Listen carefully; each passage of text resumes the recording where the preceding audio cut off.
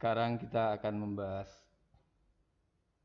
tentang bagaimana mengelola jurnal supaya nanti mengelola perkiraan harta, perkiraan utang, perkiraan modal dan lain, supaya nanti pada saat menjurnal kita paham betul letaknya di posisi debit atau di kredit.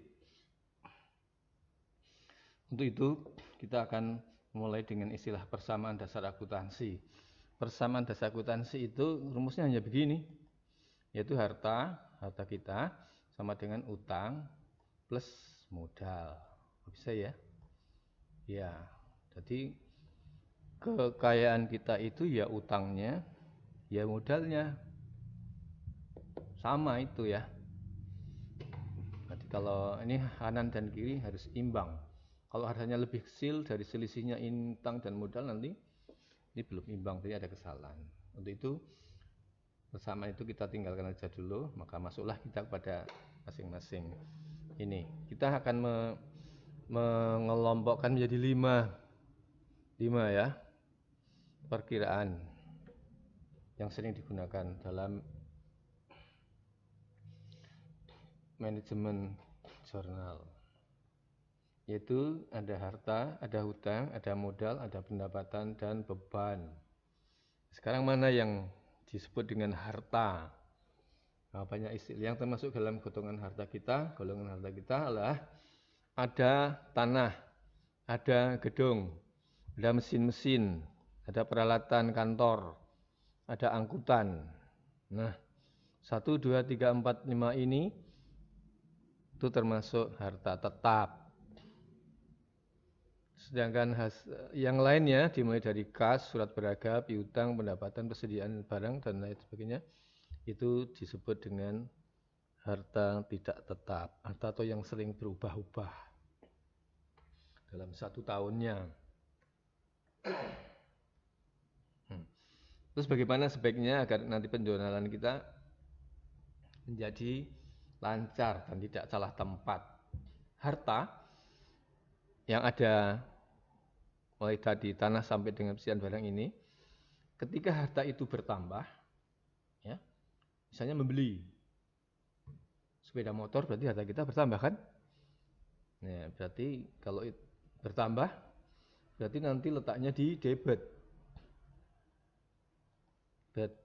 Kalau digambarkan dalam neracanya, ini di sini, ini ya,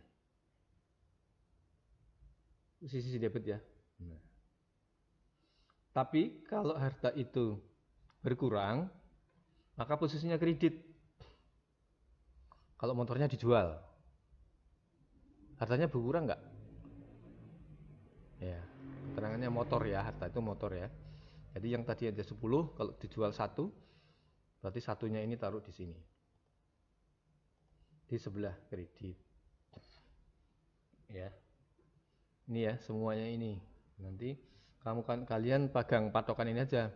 Ketika harta bertambah, maka harta itu apa yang menjadi harta? Misalnya motor tadi, letaknya adalah di debit. Jadi motor jumlahnya tambah. Seharga berapa? Kalau hartanya berkurang, tempatnya kredit, dijual dengan harga berapa? Maka tempatnya kredit di sini. Yang kedua, kategori hutang. Hutang ini macam-macam. Ada hutang jangka pendek, hutang jangka panjang. Yang penting semua masuk dalam kategori hutang. Hutang adalah harta orang lain pada posisi rekening kita. Nah, ketika kita punya hutang bertambah, hutang kita bertambah, maka akan berada pada kredit hutang. Ya. Tapi ketika hutang kita berkurang, terus dilunasi, ya mendebet. Nih mendebet. Ini rumusnya. Naruhnya di sebelah kiri. Ketika harta itu sudah dilunasi atau berkurang atau dijual, hutang, ketika hutang itu sudah berkurang atau dilunasi, maka di sini proses pelunasannya di sini. Hutang ya. Coba diperhatikan lagi. Sekarang modal. Modal itu bisa modal apa saja yang disetor oleh pemilik kepada perusahaan. Kalau pemilik menambah modal, itu tambahannya itu diletakkan di sebelah kredit. Maka posisinya nanti jurnalnya ada sebelah kredit. Kalau modal bertambah, menambahi modal. Kalau mengambil modal, pemilik mengambil modal, maka tempatnya adalah di debit. Ya, jangan lupa ya. Terus pendapatan. Kalau kita mendapatkan pendapatan kita bertambah, tempatnya di mana? Di kredit. Maka posisinya nanti kita nyatat juga ada di kredit. Kita mendapatkan sisa hasil usaha akhir tahun di sini. Taruh di sini. Ini juga pendapatan kita berkurang. Harusnya 1 juta. Kok hanya tambah 900.000. Nah, ini berkurang. Ada di debit berkurangnya. Demikian juga dengan beban atau yang disebut dengan biaya. Kalau biayanya bertambah, maka ditekan di debit seperti ini jurnalnya. Sedangkan beban biayanya berkurang biaya, maka ada di kredit. Nah, ini semua digunakan untuk patokan kita nanti menempatkan pada posisi dari setiap transaksi pada jurnal, dari jurnal.